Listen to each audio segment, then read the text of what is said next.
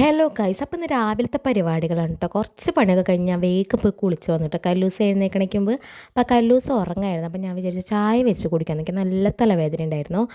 അങ്ങനെ ചായയൊക്കെ വെക്കാനായിട്ട് നിന്നു കേട്ടോ. ചായയൊക്കെ വെച്ച് കഴിയുമ്പോൾ കുറച്ചും കൂടി പാത്രങ്ങൾ കഴുകാനുണ്ടായിരുന്നു. അപ്പം ഞാൻ വേഗം പാത്രങ്ങൾ കഴുകി വെച്ചു കേട്ടോ. എനിക്ക് കുളി കഴിഞ്ഞാൽ വെള്ളത്തിലൊക്കെ ഇങ്ങനെ മേത്ത് വെള്ളം കൊണ്ടൊന്നും ഇഷ്ടമല്ല. പക്ഷേ എന്ത് ചെയ്യാം, നമ്മൾ തന്നെ ചെയ്യണമല്ലോ. അപ്പോൾ അതേ പാത്രങ്ങളൊക്കെ കഴുകി വെച്ചു. ചേട്ടന് ചോറുണ്ടോയൊക്കെ പാത്രങ്ങളുണ്ടായിരുന്നു, കറി വെച്ച പാത്രങ്ങൾ അതൊക്കെ കഴുകാണ്ടായിരുന്നു. അങ്ങനെ അതൊക്കെ കഴുകി കഴിഞ്ഞ് ഞാൻ ചായ ഇട്ടു കേട്ടോ. ചായ അപ്പേക്കും പാലപ്പേക്കും തിളച്ചിട്ടുണ്ടായിരുന്നു. നമ്മൾ അടുത്ത് നിന്ന് നോക്കണം, അല്ലെങ്കിൽ പെട്ടെന്ന് തിളച്ച് പോകും.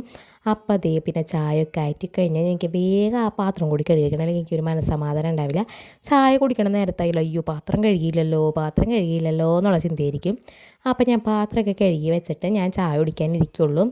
അങ്ങനെ പാത്രമൊക്കെ കഴുകി തീരാറായപ്പോഴേക്കും നമ്മുടെ ആശാൻ എഴുന്നേറ്റ് കേട്ടോ. അപ്പം ഞാൻ വേഗം അവൻ്റെ അടുത്തേക്ക് പോയി പാത്രമൊക്കെ കഴുകി വെച്ച് അവൻ അവിടെ ഇരുന്നോളും. എന്നാലും ഞാൻ വേഗം കഴുകി വെച്ചിട്ട് അവൻ്റെ അടുത്തേക്ക് പോയിട്ടോ.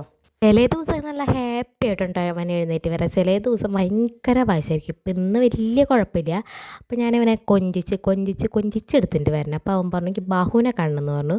ബാഹു ഞങ്ങളുടെ പട്ടിയാണ്. അപ്പം ഞങ്ങൾ പട്ടീനെ കാണിക്കാനായിട്ട് ഇറയത്തേക്ക് പോയി.